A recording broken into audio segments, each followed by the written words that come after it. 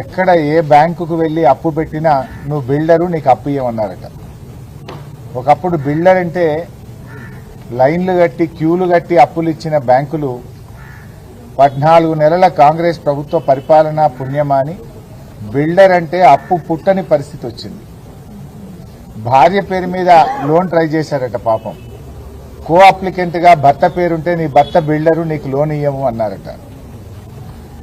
ఈ 13 నెలల కాంగ్రెస్ పాలనలో ఒక్క అపార్ట్మెంట్ కూడా అమ్ముడుపోక, బ్యాంకులకు పోతే అప్పు రాక, ఇంకా దిక్కుతోచని పరిస్థితుల్లో పాపం ఆత్మస్థైర్యం కోల్పోయి వేణుగోపాల్ రెడ్డి ఆత్మహత్య చేసుకున్నాడు.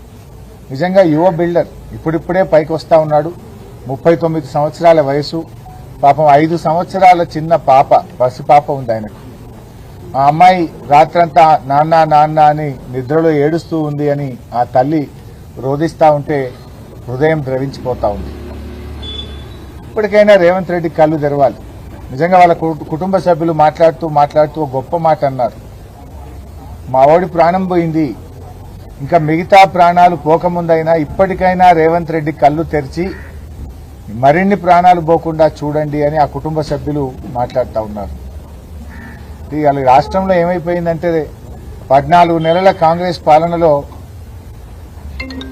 రైతుల ఆత్మహత్యలు, చేనేత కార్మికుల ఆత్మహత్యలు, ఆటో డ్రైవర్ల ఆత్మహత్యలు, చివరికి బిల్డర్లు కూడా ఆత్మహత్యలు చేసుకునే పరిస్థితి వచ్చింది.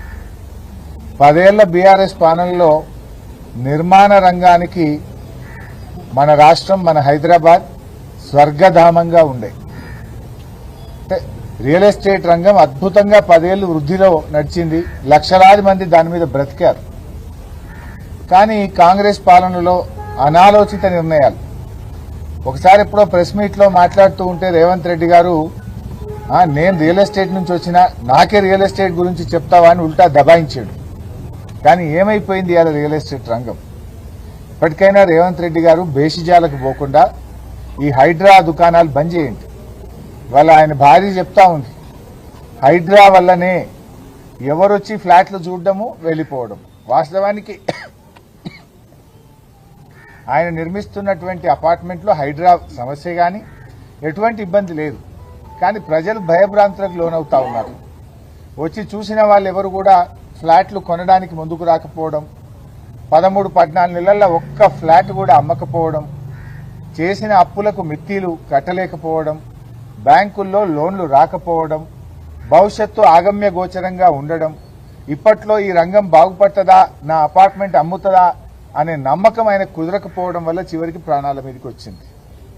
అంటే ఇలా నువ్వు హైడ్రా అనేటువంటిది పెట్టి ప్రజలను భయభ్రాంతులకు లోన్ చేసినావు.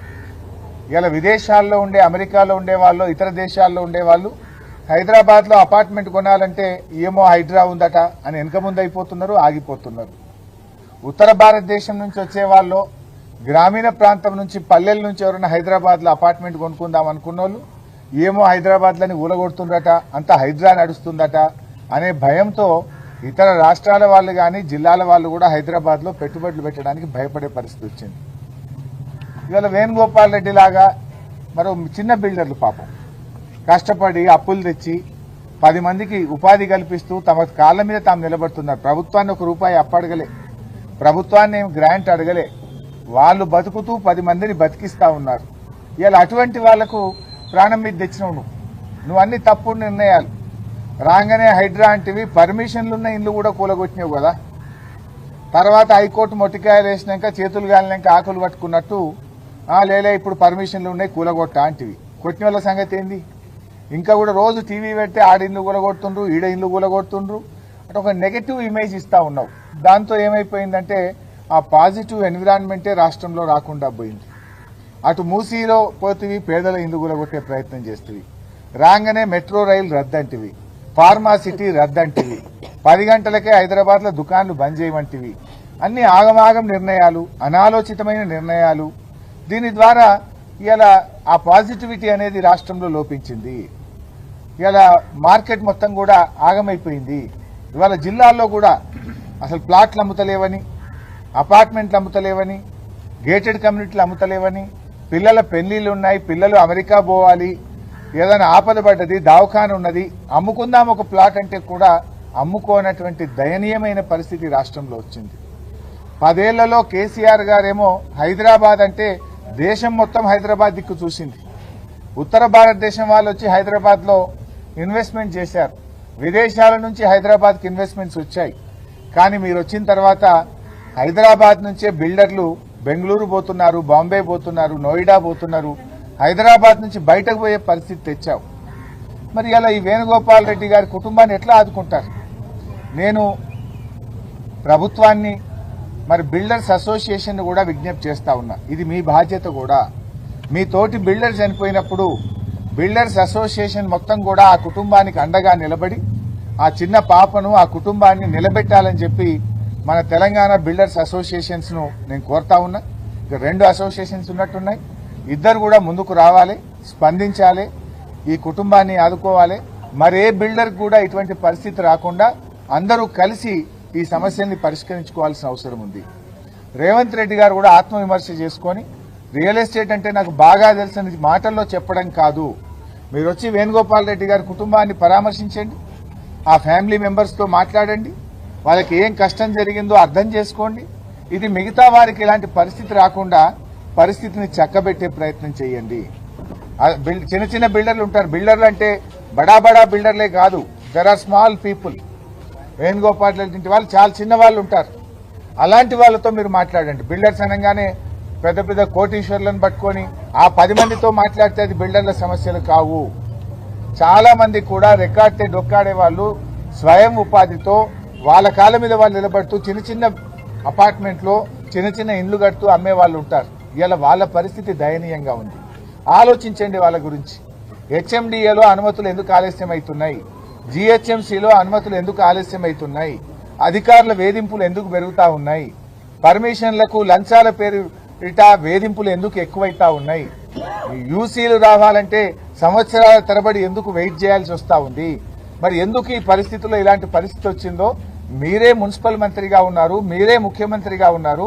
ఇప్పటికైనా చొరవ చూపండి. అధికారం ఎవరికి శాశ్వతం కాదు, రాజకీయాలు అంతకంటే కాదు.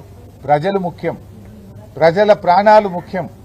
అందువల్ల బాగా ఆలోచించి మీరు సీరియస్గా ఈ అంశాన్ని రివ్యూ చేసి ఈ కుటుంబాన్ని ప్రభుత్వం కూడా ముందుకొచ్చి ఆదుకోవాలని, ఇలాంటి పరిస్థితి ఇంకెవరికి హైదరాబాద్లో రాకుండా ఉండడానికి, ఈ రియల్ ఎస్టేట్ రంగం మళ్లీ పూర్వ వైభవాన్ని పొందే విధంగా ప్రభుత్వం చొరవ చూపాలని, బేషిజాలకు పోకుండా ఆత్మవిమర్శ చేసుకోండి, గుండె మీద చేసుకొని ఆలోచించండి.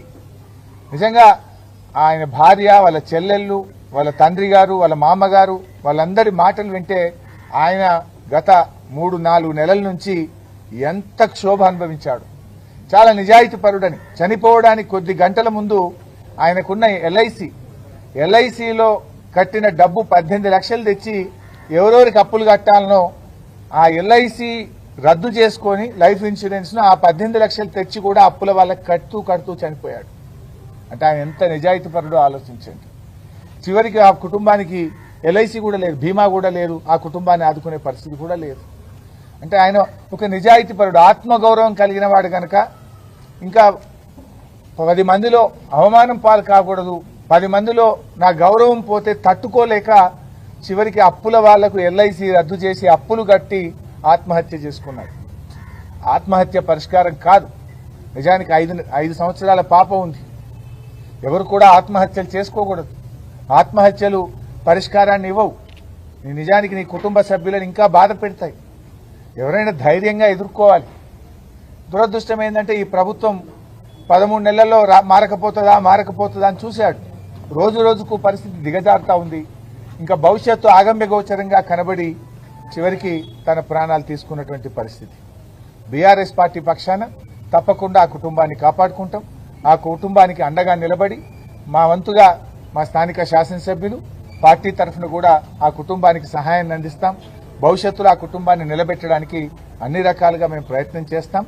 బిల్డర్స్ అసోసియేషన్ కూడా ముందుకు వచ్చి, అసోసియేషన్లు అనేటువంటివి మీ హక్కుల సాధన కోసమే కాదు, మీ సంఘంలో ఎవరికైనా కష్టం వచ్చినప్పుడు నిలబడడం కూడా ఆ అసోసియేషన్ కు ఒక అర్థం ఉంటుంది. లేకపోతే ఎందుకు అసోసియేషన్ లేదు? 5 రోజులు అయింది. ఇన్ని బిల్డర్స్ అసోసియేషన్స్ ఉన్నాయి. ఒక్క అసోసియేషన్ వచ్చి కూడా మరి ఎందుకు ఆ కుటుంబానికి ధైర్యం చెప్పలేకపోయిందని నేను అడుగుతా ఉన్నా. ఆలోచించాలి కదా. అంటే బడా బాబులు అనే మీరు పెద్ద పెద్ద షోలు పెట్టి పెద్ద పెద్ద కార్యక్రమాలు చేస్తూ ఉంటారు. మరి ఇలాంటి ఒక మీ తోటి బిల్డరు ఆత్మహత్య చేసుకుంటే కనీసం ధైర్యాన్ని ఇవ్వాల్సినటువంటి బాధ్యత కూడా మీకున్నది. బిల్డర్స్ అసోసియేషన్స్ కూడా ఆలోచించాలని కూడా నేను విజ్ఞప్తి చేస్తున్నా. రేవంత్ రెడ్డి ప్రభుత్వం కూడా ఇప్పటికీ స్పందించలేదు. చీమగుట్టినట్టు కూడా లేదు మీకు. You should feel shame. మీ పాలనలో మొదటిసారి ఈ రాష్ట్రంలో బిల్డర్ ఆత్మహత్య చేసుకున్నారు. ఇప్పటిదాకా రైతుల గురించి విన్నాం, చేనేత కార్మికుల గురించి విన్నాం, ఆటో కార్మికుల గురించి విన్నాం. బిల్డర్లు ఆత్మహత్య చేసుకునే పరిస్థితి మొదటిసారి వింటున్నాం. ఇది చాలా బాధాకరం, దురదృష్టకరం. ఇప్పటికైనా స్పందించండి. ఈ పరిస్థితి రాష్ట్రంలో ఇంకెవరికి రాకుండా ఉండడానికి పరిస్థితిని చక్కదిద్దాలని, ఆత్మవిమర్శ చేసుకోవాలని ప్రభుత్వాన్ని మేము కోరుతా ఉన్నాం. త్వరలో జరిగే శాసనసభ సమావేశాల్లో కూడా ఈ ప్రభుత్వానికి బీఆర్ఎస్ పార్టీ పక్షాన ఈ క్షేత్రస్థాయిలో ఉన్నటువంటి స్థితి మీద, బిల్డర్ల సమస్యల మీద శాసనసభలో కూడా చర్చ పెట్టి ప్రభుత్వం కళ్లు తెరిపించే ప్రయత్నం కూడా చేస్తాం. ఈ కుటుంబాన్ని తప్పకుండా మేము మా శాయశక్తులు ఆ కుటుంబానికి సహాయ సహకారాలు కూడా అందిస్తాం. ఆ కుటుంబాన్ని ఆదుకుంటాం. మరే బిల్డర్ కూడా దయచేసి ఇలాంటి దానికి ఒడిగట్టకూడదని ధైర్యంగా ఎదుర్కొనండి. నిజంగా ఏదైనా ఇబ్బంది ఉంటే ప్రభుత్వం దృష్టికి తీసుకుపోండి. ప్రభుత్వం స్పందించకపోతే మీకు బీఆర్ఎస్ పార్టీ ఆఫీస్ ఉంది. మాది జనతా బజార్ అనే పేరుంది బీఆర్ఎస్ పార్టీ ఆఫీస్కు. ఎవరికన్నా అంత కష్టం వస్తే బీఆర్ఎస్ పార్టీ ఆఫీస్కు రండి. మీ సమస్యను మా దృష్టికి తీసుకురండి. మేము ప్రభుత్వం దృష్టికి తీసుకుపోతాం. మీకు తగినంత సహాయం చేయడానికి మా శాయశక్తుల కృషి చేస్తాం. Thank you.